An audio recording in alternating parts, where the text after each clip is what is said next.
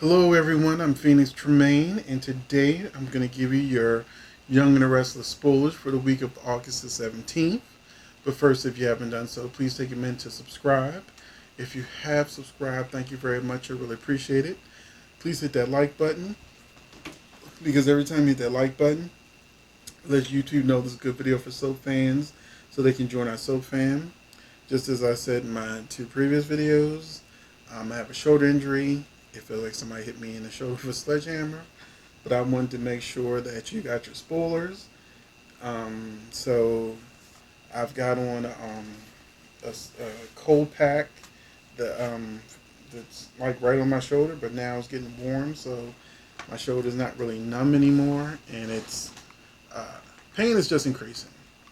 So I'm gonna try to get through this the best I can. And I want to start with my thank yous to Jeff Payton, Penny Wiseman, Yvonne Todd, Gwen Marie, Samantha Greenwich, Megan Maloney, and Michael Pryor for being subscribers, not subscribers, members, so fan members. And if you want to be a member, you can hit the join button. You'll see a video that explains all of the benefits for being a member. Um, so thank you for that. But whether you're a member or a subscriber, I just love you either way. I appreciate you. Um, Also got my first Soap Fan merch. This is Soap Fan mug with me in my firefighter dress uniform, and I just love it. It's in flames and all that good stuff, and I designed it myself, so of course I love it. But I wanted to be in a much healthier, enthusiastic mood to let you know how happy I am to have gotten this. But the pain is not allowing me to do that. So thank you for that. And also, I don't know who did it, so I'm saying I'll make sure I say it on every video. Thank you for the SoFan member that purchased the face mask, the T-shirt, and the mug. They purchased all three, and it has the same design on it. So thank you very much for that. I mean, wow, it has my face on it, so it's just like kind of cool to have that. But anyway, I'm gonna get on ahead and get into these Johnny Wrestling spoilers for the week of August 17th. Monday, August 17th. Victor and Chelsea strategize to help Adam. Abby gives Chance a reality check, and Sharon sets boundaries. And I'm sure she sets boundaries with Adam because you know it's not specific, but I know that's what's happening. Tuesday, August 18th. Nick inspires Phyllis' new venture at the Grand Phoenix. Ray is suspicious of Adam's motives. And Kyle and Theo call a truce. Hopefully they call a truce for real because I'm so tired of that. Wednesday, August 19th. Victoria announces shocking changes at Newman Enterprises. Chelsea demands answers from Sharon. And Billy encourages Amanda to take a risk. On Thursday, Jack and Tracy look to the past for answers. Nikki receives an intriguing offer, and Victor asks family members to choose sides. Friday, August 21st. Abby snoops for intel of Phyllis' new venture. Lola lets her guard down with Theo, and Nick puts Kyle on notice. And, since Kyle and Summer, the spoiler said that they're about to have problems. If you saw my previous spoilers, him putting him on notice is not going to be very helpful um, to them having problems. But that's it. There's some people that were on Twitter that were pretty upset that people were complaining about Young and the Restless. They were like, you wanted the show back, and then you get the show back, and then all you do is complain. You should be just happy the show's back. Well, and then there was a long Twitter feed where, people were just telling her to mind her business. You must not have been on Twitter that long if you think that we're not going to complain about, things we don't like. And, I was reading the thread, and I even added to the thread too. I wasn't really that negative, but just explain that, we don't like Josh Griffin. The writing is horrible, and I personally was looking forward to the return of Young and the Restless. And then it came on, and I was like, oh, this is why the ratings were dropping. So we don't care about Phyllis and Abby, Hotel War. I would rather see a Newman Abbott company war. Um, it just does nothing for me. Uh, they're putting Amanda and Devon together. They're going to break up Devon and Elena. But seeing the second episode was not social distancing, so people were wondering if they were doing it or if it was going to happen. But came, you know, Wednesday's episode, clearly everyone was social distancing. And there have been people that complained about social distancing, and I said, first and foremost, we want the actors to be safe. I think social distancing on soaps is hilarious because it's so obvious and it was so funny.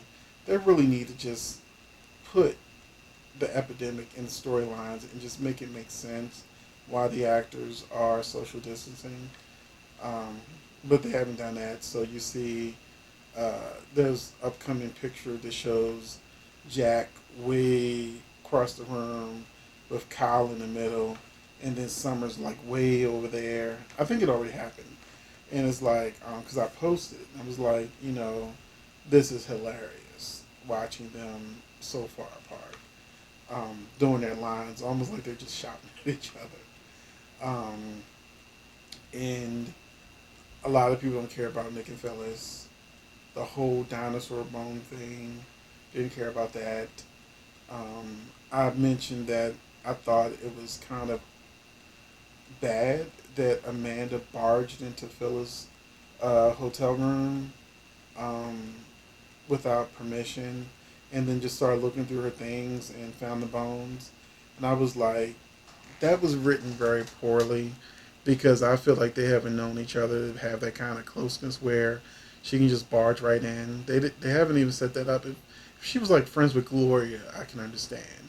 But her and Amanda have just been developing a friendship. And they may have talked about men, but to just push past somebody, come into their place, and immediately start looking at their stuff. They don't have that kind of relationship. If they were doing it right, this is how we've written it. Same effect, same ending, but different way of going about it. I would have had Phyllis invite Amanda in. Maybe Phyllis would say, hey, do you want me to fix your drink or something like that? As Phyllis goes to fix a drink, Amanda happens to walk over to the table. The box is already open and she happens to look down like, what's this? And then, so she stumbles on it by accident, not her make a beeline to the box and look through it. That's just sort of the writer just trying to get to the point. No, it didn't make any sense. Not to me. And they're going on another quest about Dina's past. They've already they're bringing back next week the actors to play young Dina and young John. And I'm like, I'm so tired of Dina, them digging in Dina's. How many times are they going to dig in Dina's past to find something?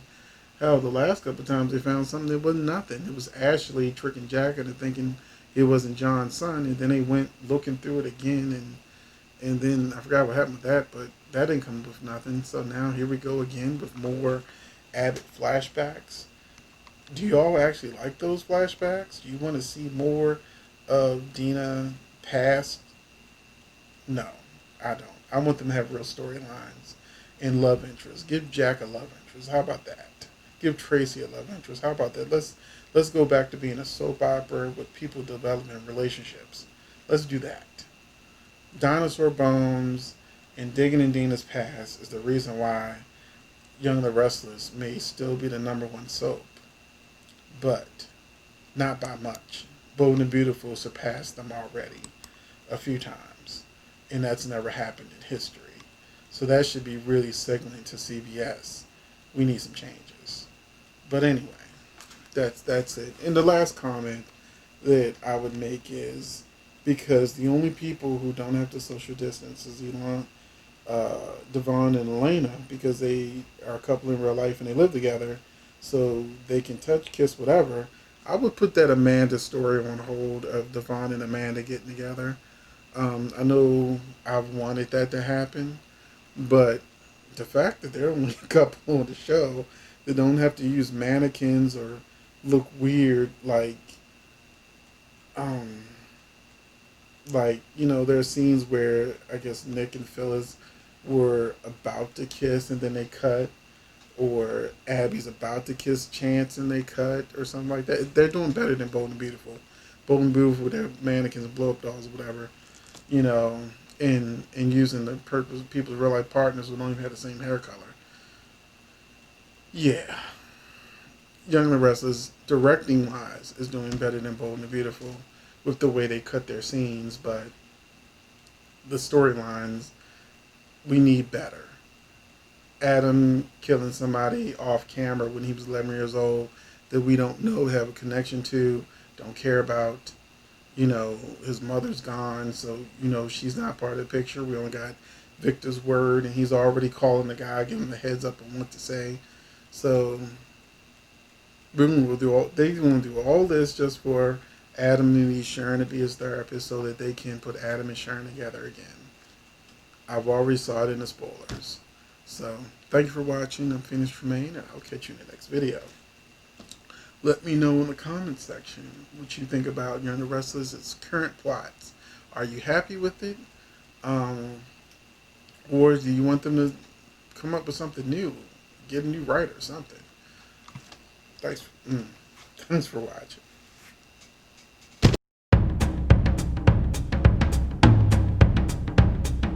All right.